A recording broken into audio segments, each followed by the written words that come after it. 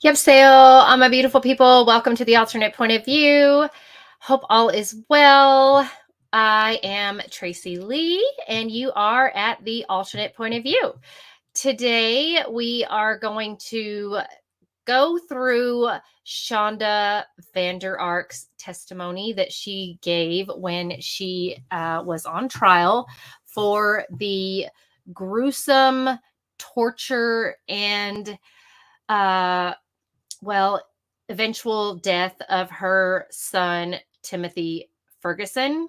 He was autistic. He was a teenager, very malnourished, and very mistreated by her and her eldest son, Paul Ferguson. They both, actually, Paul pled guilty and testified against his mother. Shanda pled not guilty and fought the charges. It was a very sad, sad situation. Shanda has an older daughter. She has Paul. She had Timothy, and she also has a younger child as well. Um, Timothy was living with his father. Apparently, the father could no longer take care of Timothy, and he called Shanda and asked her to take him back. This was not giving her custody in any way. Therefore, she didn't have any way to get him, as she says, any medical care, couldn't put him in school, uh, that type of stuff. So she decided to keep him at home in a closet. I'm not really sure. There aren't really any justifications that she could give to me or anyone else as to the treatment of this child. But she had cameras, she had complete control over him, and she also involved her eldest son, who also seems to be possibly on the spectrum, a high functioning autistic son as well. Shanda is very smart. She is an attorney. She has a legal background. She holds multiple degrees. She is not unintelligent by any means, but apparently she has been highly traumatized. Apparently, her entire family's been highly traumatized, not excusing her actions by any means, but she has clearly raised a daughter, and she, you can tell, has love and compassion for her youngest child, but quite obviously something uh, went off the rails where it came to Timothy. And Paul clearly just did whatever his mother told him to do. And I mean, and him being a high functioning autistic as well, I guess he just didn't really have any feeling, or didn't understand, or didn't, I don't know. I really don't know. I know he understands now, but I guess at the time he was either afraid of his mother, or I really don't know. I don't understand the dynamic. The house was a mess. Uh, Shanda was married. I believe her husband ended up falling ill and became immobile and wasn't living in the home anymore. And Shanda was working and controlling everything, even from where she worked. She thought she would be able to gain sympathy from her testimony, and she did testify in her own defense. So I want to go through her testimony and just give some reaction to how she is on the stand. And just being a parent myself, I cannot understand at all her behavior and how she could possibly treat this child the way she treated this child. And also how she had Paul, her other child, treat Timothy the way she did. But yet you can feel sort of the love she had for baby G, the way that she did. And you can tell she has feelings or emotions, but not for Timothy. And it is really, really sad and absolutely horrific what she put Timothy through. So I'm going to play and stop and just kind of go over her testimony. Her defense attorney is very good, very well spoken, and does a very good job of trying to make sense of all of this, even though this was a very tough case for him to defend. So, again, welcome to the alternate point of view. If you have never been here before, welcome. I hope you like and subscribe and share. Anyone who is returning, welcome back. I just hope everyone knows that 91% of the people who watch my channel are not subscribed. So I would greatly appreciate if you would hit that subscribe button, hit that like, and please hit that notification bell so you know when we have lives. Our lives are awesome. Everyone who is in our lives are amazing. And all my subscribers are absolutely incredible. And actually, all my subscribers are incredible. What am I saying? Everyone is. So please join and be a part of this incredible crew. And I hope you enjoy this video. And I hope that you maybe see the things that I see, and maybe you see things I don't see and point it out. Thank you so much. Let's get into this testimony, shall we? Raise your right hand, please. In this matter now pending, you swear or affirm the testimony you're about to give will be the truth, the whole truth, and nothing but the truth, so help you God. I do, yes, All right, you can put your hand down, grab a seat. Please state your name for the record, spelling your first name and last name. Shanda, Shanda Vander Ark, Vander, space capital A-R-K. Thank you, Ms. Vander Ark. You're being called to testify in your own cases. You understand that? Yes, sir. And to do that, you have to make sure that everyone can understand you, correct? Yes, sir. With you and knowing you as I do, I don't think volume's going to be a problem with you. Probably not, sir. Talking fast, maybe. Yes, sir. It might. Okay, so this is, are you nervous? Yes, sir. This is stressful? Yes, sir. Very. So you're going to be, questions going to be thrown at you fast and furious. You've seen how trials work, correct? Yes, sir. Okay. And under those circumstances, you may speed up again as I do. Yes, sir. Okay. You may be reminded from time to time to slow down just a little bit. Do you understand that? Yes, sir. Okay. All right. Let's make sure everyone understands you. You've been sitting through this trial since the beginning, correct? Yes, sir. And you were arrested for these offenses alleged back when? July 7th of 2022. Okay. So you've been living with this thing for more than, what, 18 months? 17 months. Yes, sir. 17 months. So you know what we're talking about, correct? Yes, sir. And you understand the allegations against you? Yes, sir. And that it also helps that you have a legal background, correct? Yes, sir. Okay. The things they said about how well you did in school and all those things, were those all true? Yes, sir. Okay. I don't want you sitting there and regaling this, but the things about cum laude and going to law school, all that stuff is true. It was magna cum laude. Yes, sir. Okay. Thank you. All right. Let's go back to the very beginning. So it's crazy. She had to correct him that she's magna cum laude. Okay. So she is very smart, right? Also, I find it ironic that she's been living with this for the past 17 months. Let's not forget how long Timothy lived in his conditions. He was found in his own feces. He was living in a very tiny closet, and he was emaciated. So I'm not really feeling much sympathy for her that she's been living with these alleged allegations, and been on trial for starving her son to death and, having him handcuffed to a bed and pouring hot sauce down his throat and making him take ice baths for, punishment, and timing his bathroom time.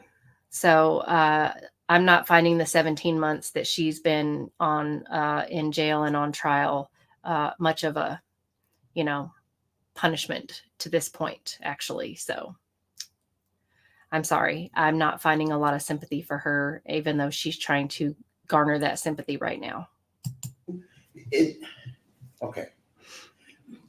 When did Timothy come to your care? May of 2021. Prior to that, who had physical and legal custody of Timothy? My ex-husband. Okay. And when he sent, and how did it happen that you ended up with custody then? My ex reached out to me, stating that Timothy he could no longer handle him, that he was pushing his buttons, and that he needed to send him to live with me. And you agreed to that? Yes, sir. Okay. Had you ever lived with Timothy during his When he was younger, yes, sir. Okay. All right. So you agreed to accept him into your home? Yes, sir. And who was living in your home at the time? Myself, my husband, Adam, Paul Ferguson, and then my little man, G. G. Okay, that's what we've been Sorry. calling G, correct? That's really hard to do. Yes, sir. Okay, just do the best you can. Okay, so they're all living. So you see that change in her. So she calls Paul, and she refers to Timothy. And the way the lawyer asked this question, you accept him, bring him into your home. That's her son. Okay. And I'm not really sure what happened or what the disconnect was between her and Timothy. But she never connected with this child, apparently, because she hasn't had this child since he was little. So for her to welcome him into her home, I'm not really sure how that seemed to be or had to be a question. But the way she changes her facial expressions, her body language, everything, and how she calls G little man, she has a little pet name for him. She clearly loves that child as opposed to even Paul. So you can tell right away her demeanor and everything changes. So she has no love loss for Timothy. She just took him on because, I mean, like it was an obligation, but she didn't really want to. Your home, and then Timothy joins you, correct? Yes, sir. When Timothy's joining you, did your ex-husband ever make any effort to transfer legal custody to you? We discussed it, but he never did actually sign anything. No, sir. Okay. And without legal custody, how do you get Timothy into school? You can't. And without legal custody, how do you get medical treatment for Timothy? You can't.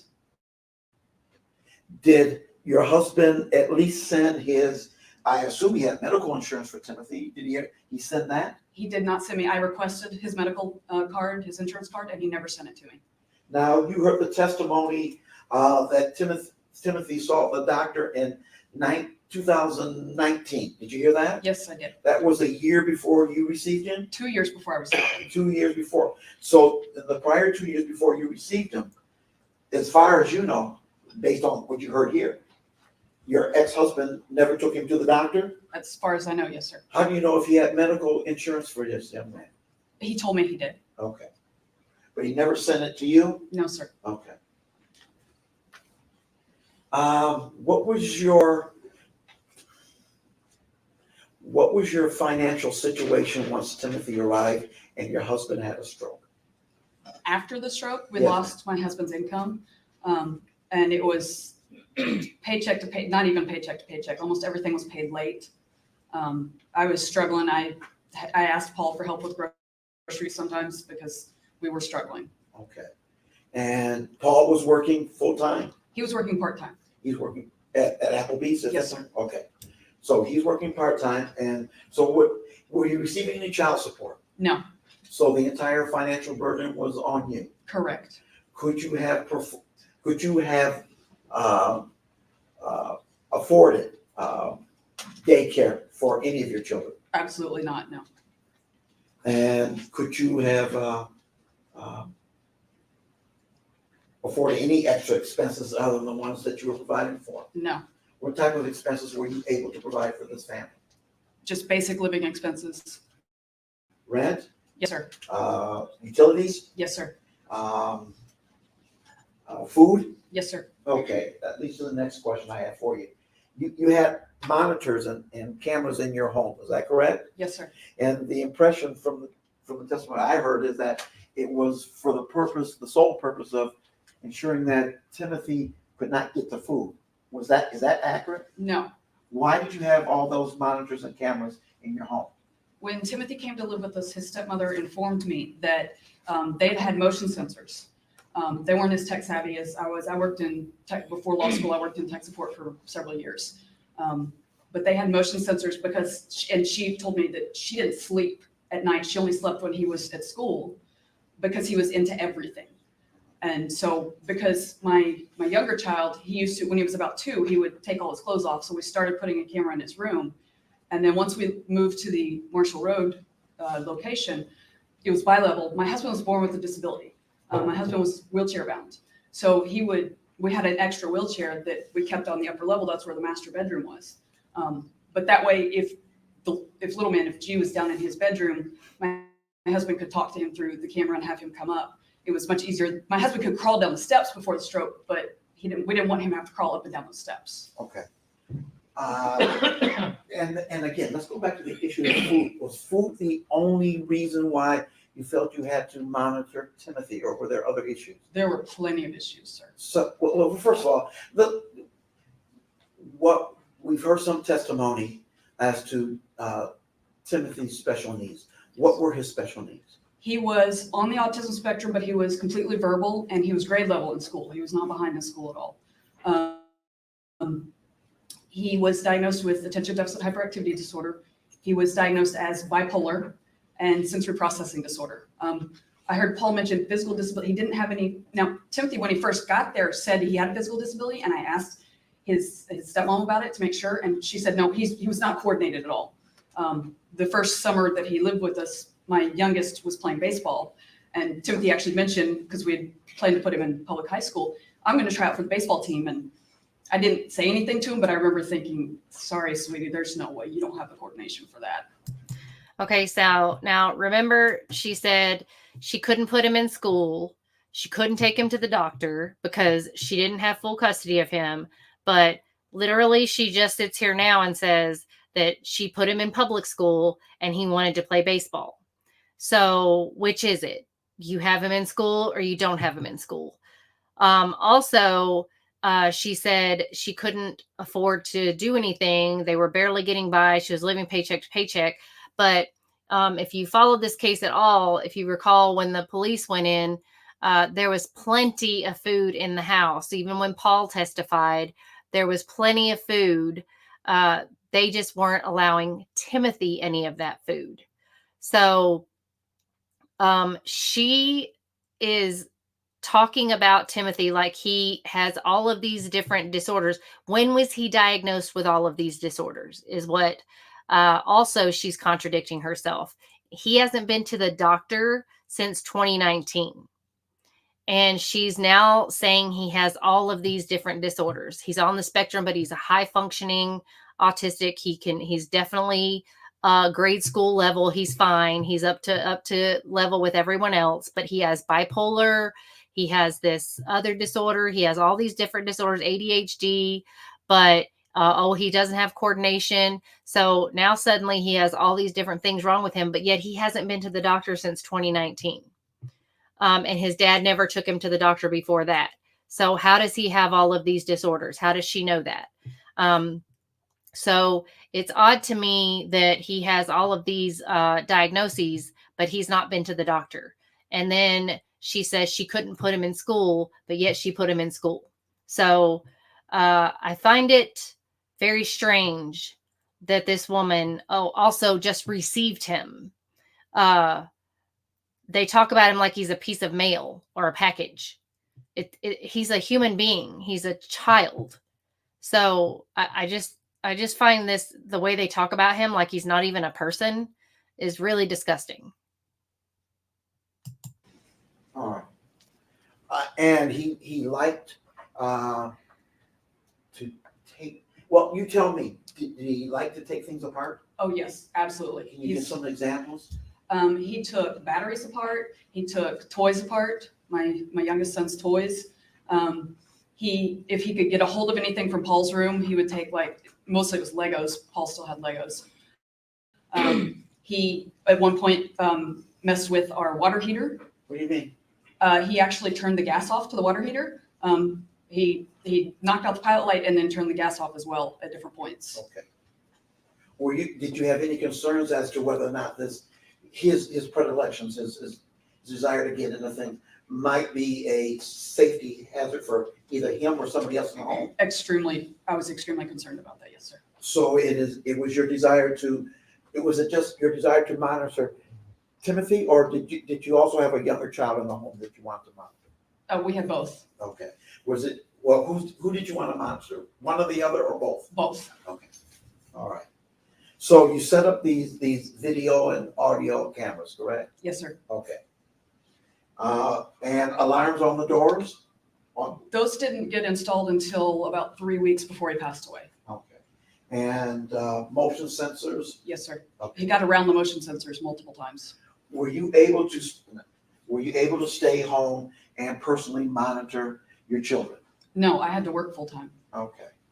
How were you able to get, specifically, were you able to get Timothy into school? No, we were not. We tried to enroll him in Mona Shores High School, and Mona Shores told me that my ex, I guess Timothy had damaged a Chromebook in Oklahoma, and because my ex owed money on that, they would not send his records up to us. So we were not able to enroll him. So I found online homeschool curriculum that I had to monitor, but I enrolled him in that. Let me make sure I understand.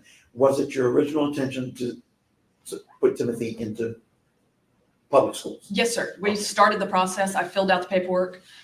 Because of my work schedule, I couldn't actually take paperwork to Mona Shores. My husband did that. Adam did that. But yes, we did try to get him enrolled. Okay. And the youngest child, G, was he in public schools? No, he was homeschooled. What about Paul? Do you know if he was homeschooled or if when he got to you, was he still in school? No, he had graduated high school. Okay. All right. Okay. Now, you mentioned that you weren't able to stay at home and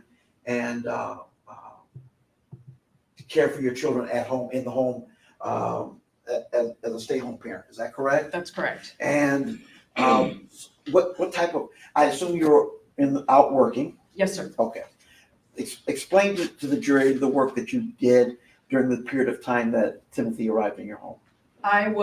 When he first arrived, I was still studying for the bar exam. So my husband was working full time. And I was just doing, I trained dogs on the side, everything from basic obedience up through different types of service dogs for other people. And so I had a couple of dog training clients, but mostly I was studying for the bar exam. I also was an intern here in this courthouse. That pay a lot of money? Oh, it was not paid at all, sir. Okay. But it was the week of the bar exam. My judge that I worked for here as a law clerk informed me of this position that was open in Nuevo County, and she knew that the judge referred me, and that's when I did the interview, and I started work. I think it was 2 days after I completed the bar exam. Okay. Was that a paid position? Yes, it was. Was it lucrative enough where you didn't have to do any other work? Well, with my husband's income, it was. Okay. But your husband's income stopped when he got sick? When he had the stroke, yes. Okay. So at that point, was it enough income to provide for you and your family? No. Were you receiving any other outside income? My older brother lives in the home that I still own in Oklahoma, and he paid rent to us, Okay. but it wasn't a lot. That went towards our house rent. Child support? No, my ex, one of the siblings was forgotten yesterday. There's 5 total. We talked about the 4 boys. I also have a daughter. She is now 19, but she stayed down with her dad. Okay. So we each had one, so there was no child support. And because of child support on the other 4 kids, I actually was still paying my ex child support. It was still being deducted from my check. Okay. So you had that's another deduction from your income? $1,000 a month, yes, sir. Okay. So, were you also doing tutoring when you went to the judge who was paying you? Were you still tutoring or doing any other outside work? Not at that. I was doing the dog training. Okay. Let me ask you this. What time in the morning did you leave to go to work? I usually left the house about 6:30, And what time on average were you getting home? about 6 o'clock. Okay. So we're talking about 12 hours away from the home. Yes, sir.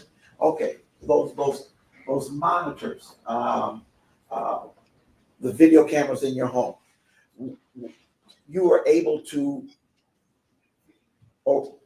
view them while at work? From my phone, occasionally, yes, sir. Okay. Occasionally. But you were still working. Yes, sir. I didn't view them at all until after the stroke. I mean, because my husband was there, or we had arrangements where my husband was off certain days of the week. Paul was off one day, specifically one day a week, so he took care of Gabriel and Timothy. And then the other 2 days that I needed to care for Gabriel when my husband was working, he actually went to my in-laws' house down in West Olive. May I approach the witness for just a moment, John? You may.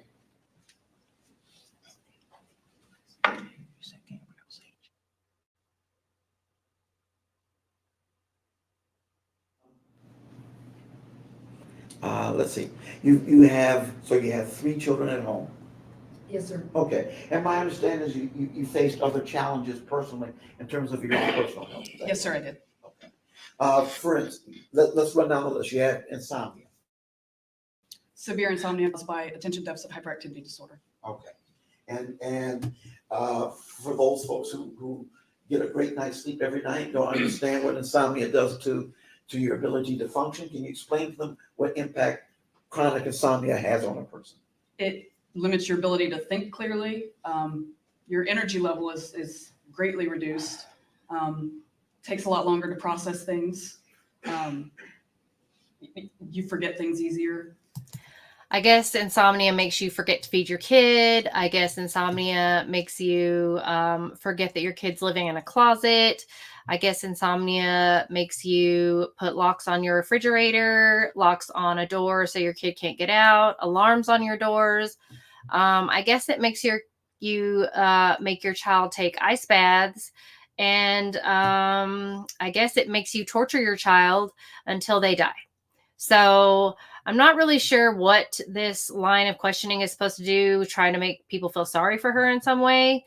But I know the jury saw the pictures, saw the type of living conditions that Timothy was living in, and saw the things and saw the text messages exchanged between Shanda and her son, Paul, which Paul has taken full responsibility for his part in this. And I mean, he was 19, 20 years old, and Shanda has taken zero responsibility, and she's the adult, she's the mother.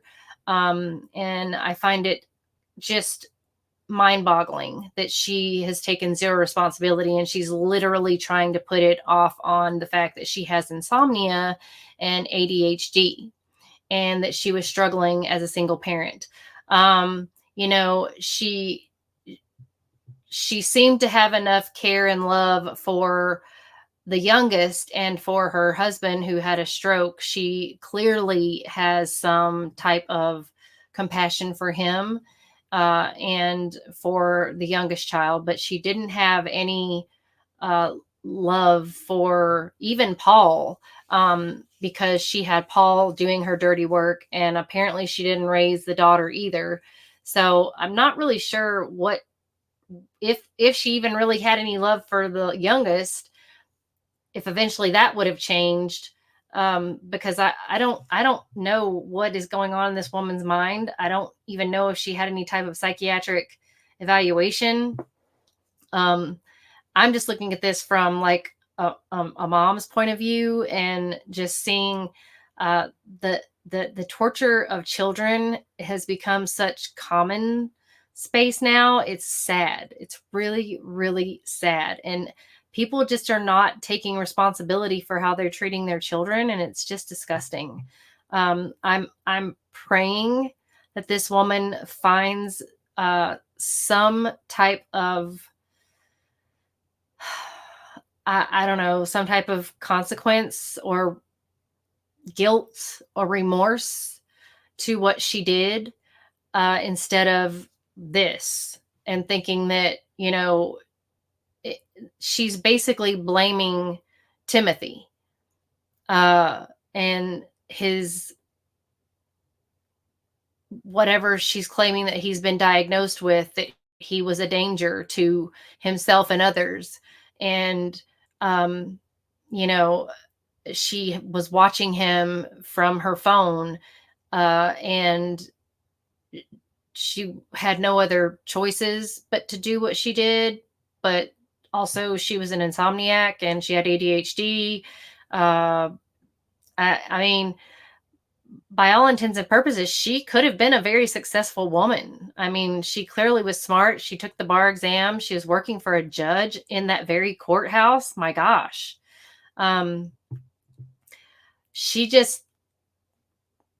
isn't a mother. Uh, I just don't. She has no empathy. Um, I don't know what that's called. I don't know if there's a doctor or psychologist or psychiatrist out there that can possibly say what she is. But I think that she lacks that motherly instinct. Um, I don't know. I just, I don't know. Whatever you guys have thoughts on about Shanda, does she even have the capacity to have remorse for what she did? Because I mean, for her to get on the stand and actually try to defend her actions is pretty. Um, I don't know if she has it in her. Uh, it was much harder to function with so little sleep. Okay. And you talked about your other personal disorders. Were you seeking medications for those? I was for, I have severe attention deficit hyperactivity disorder combined type. I also have sensory processing disorder and OCD. And then after my husband's stroke, as a result of my husband's stroke, because I viewed him, I wasn't in the room when he had the stroke, but I was there right afterwards. And so I developed post-traumatic stress disorder with disassociation from that. The only medication that I was on was for the ADHD. Okay. And you had the service dogs in your presence too. I had one service dog for me, yes, Okay. sir. What sorts of interventions were available for Timothy's disorders?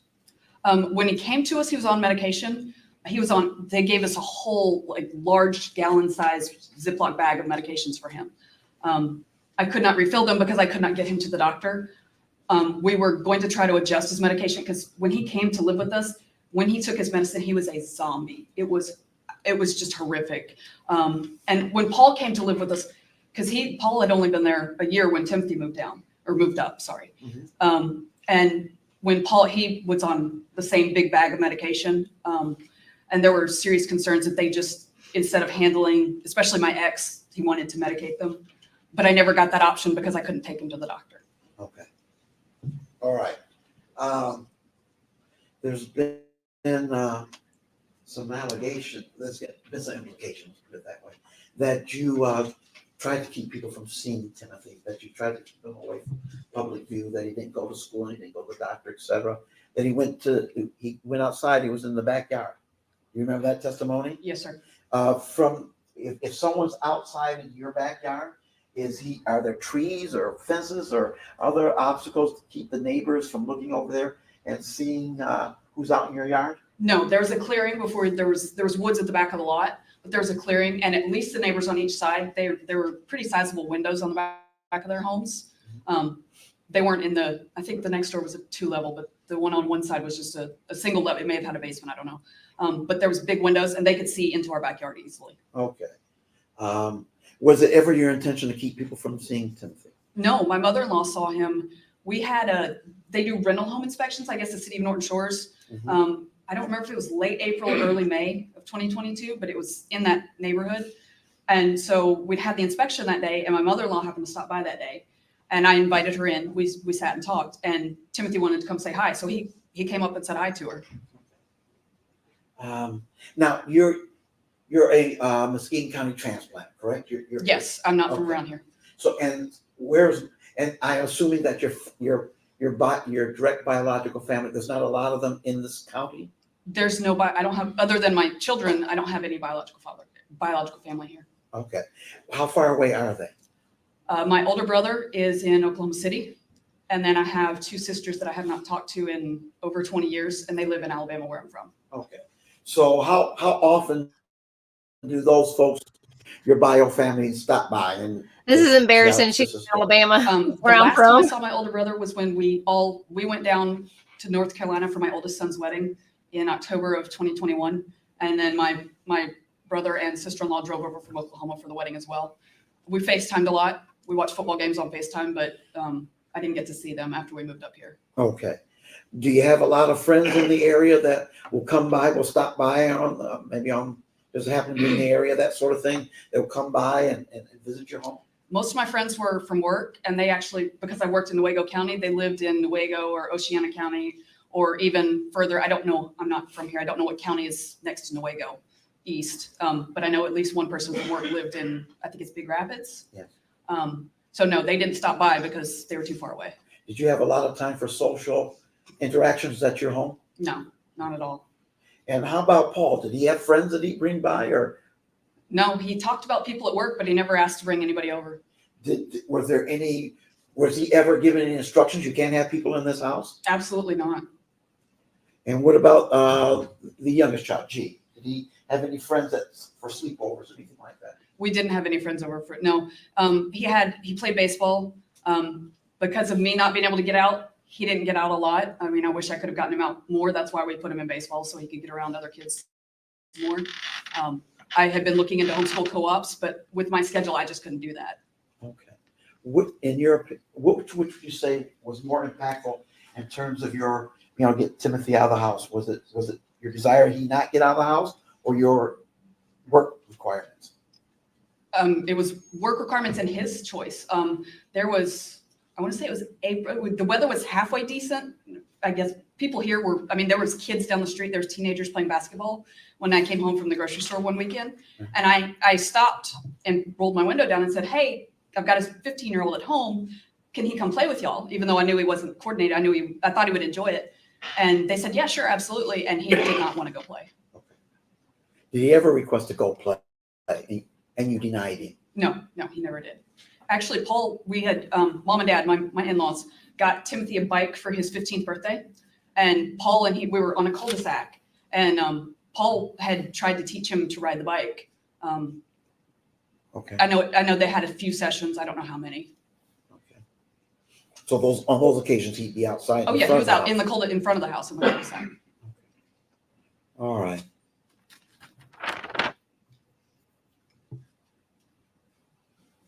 Okay. Let's talk about some of the things that have come up in this case. There were leg irons discovered in your home. Were you aware of those? I was aware that Paul had them. You actually could look on my Amazon. Paul had the option to do payment on the Amazon as well as mine. And Paul had actually ordered those under his account. Paul did. Okay. You did not order the leg irons? I did not, no. Did you ever use them? No, sir. No, I never instructed. Let's be in specific. Did you ever use them with Timothy? No, sir. Did you catch that? Did you ever notice any bruising on Timothy's wrists or legs that might be attributable to the use of leg irons? No, sir. I never saw anything like that. You heard Paul talk about plastic ties. What was that about? I honestly don't remember. Okay. Remember. I don't know why we would order. I mean, I saw the ties. I don't remember ordering them. I don't know what happened there. You're going to say, I don't remember a lot, aren't you? Unfortunately, yes, because of the dissociation. Oh, Okay. yep. Explain to the jury what that means. Well, I guess there's different forms. Somebody told me this. I did not find out about the PTSD and the disassociation until about 7 months after my husband's Probably stroke. yesterday. It's been going on since the stroke. I need to place an objection on the record, and I think we're going to have to excuse the jury. Okay. Okay, so this is what's so interesting about this situation. The disassociation is what she's kind of leaning into. But did you notice how when she answered the question about the leg iron situation, where she said, "No, I've never instructed him to do that." She didn't say, "No, I've never used them." She said, "No, I've never instructed." So that is odd answering for me, because he didn't ask her if she'd ever instructed him to use those. He asked if she'd ever used those. And this whole disassociation thing she's using is just another way for her to separate herself from this whole entire ordeal. And I understand why the prosecution objected and let that go, wanted the jury out of the room, because she's basically diagnosing herself. I don't recall, it's been a while since I watched this trial, but I don't recall a doctor actually saying she had dissociation disorder. But she's claiming that Paul has dissociation disorder. She has dissociation disorder. Timothy has dissociation disorder. Like, all of them have this dissociation disorder. So she also has OCD, PTSD, ADHD, all these. It's just odd to me that um, I, I just don't know. All I do know is that a child died in her care. He was emaciated. He was tortured. He was made to sit and lay in his own feces in a closet, and he was tortured, and he was starved. And those, it's just awful and horrendous. And for her to be able to sit up there and basically blame the child and well, he didn't want to play. He didn't want to get out. He didn't want to do anything. He didn't, he was destructive. He was self-harm. He was harmful to others. He was dangerous. He was this. It just is mind-boggling to me. And she didn't outreach for help in any way, shape, or form, because she's trying to say that she didn't have his insurance card. Is just, it doesn't make sense. And I feel like Paul kind of fell into this trap as well, because he was only there for a year. And I don't know how she treated Paul, because Paul looked pretty skinny to me too. And I don't know how she treated Paul before Timothy got there, but maybe she was doing the same thing to Paul. And Timothy got there and he was like, thank goodness I'm not the one being treated like this. I can now breathe. I don't know. I honestly don't know. And who knows if this would have happened to Gabriel. I mean, who knows? But Timothy showed up and he got this happening to him, and he's the one who ended up passing away. So I pray for Paul, because he was young and he went to her home, and who knows what happened to him until Timothy got there. And I just hope that everyone keeps hopes and prays that Timothy is in God's hands now. And I pray that she finds some way to get some empathy and remorse in her heart, if she has one. So we'll try to find part 2, and we'll watch that. I'm sure there'll be a part 3, because I don't think part 2 has the prosecution's cross-examination of her. But if you would like, we can go over that as well. If there's any other cases or videos of any kind that you would like for me to go over, let me know. I would appreciate it. Please don't forget to like, subscribe, and share, and hit that notification bell. I greatly appreciate it so much. And thanks for watching. Kamsahamnida.